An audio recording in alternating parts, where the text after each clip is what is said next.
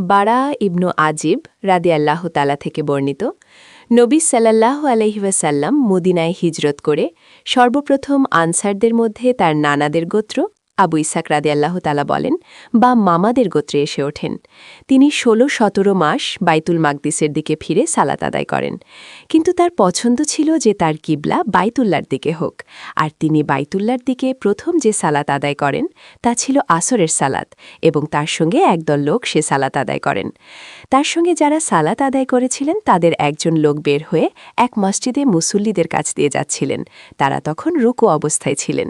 তখন তিনি বললেন, আমি আল্লাহকে সাক্ষী রেখে বলছি যে এইমাত্র আমি আল্লাহর রাসূল সাল্লাল্লাহু আলাইহি ওয়াসাল্লামের সঙ্গে মক্কার দিকে ফিরে সালাত আদায় করে এসেছি।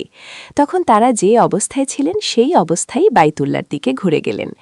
রাসূল সাল্লাল্লাহু আলাইহি ওয়াসাল্লাম যখন বাইতুল মাকদিসের দিকে সালাত আদায় করতেন তখন ইয়াহুদীদের ও আহলে কিতাবদের নিকট এটা খুব ভালো লাগত, কিন্তু তিনি যখন বাইতুল্লার দিকে তার মুখ ফেরালেন তখন তারা এটা খুব অপছন্দ করল।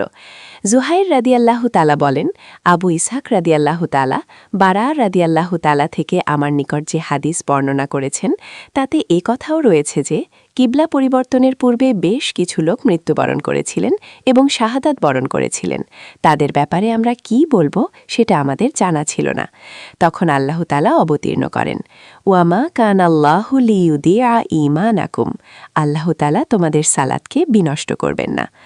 তিনি আল্লাহর রাসূল সাল্লাল্লাহু আলাইহি ওয়াসাল্লামকে বলতে শুনেছেন, বান্দা যখন ইসলাম গ্রহণ করে এবং তার ইসলাম উত্তম হয়, আল্লাহ তাআলা তার পূর্বের পাপসমূহ ক্ষমা করে দেন।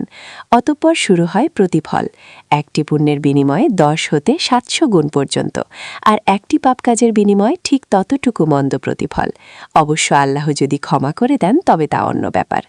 আল্লাহর রাসূল সাল্লাল্লাহু আলাইহি ওয়াসাল্লাম ইরশাদ করেন, তোমাদের মধ্যে কেউ যখন উত্তম রূপে ইসলামের উপর প্রতিষ্ঠিত থাকে তখন সে যে আমালে সালেহ করে তার প্রত্যেকটির বিনিময়ে 700 গুণ পর্যন্ত পুণ্য লেখা হয়, আর সে যে পাপ কাজ করে তার প্রত্যেকটির বিনিময়ে তার জন্য ঠিক তত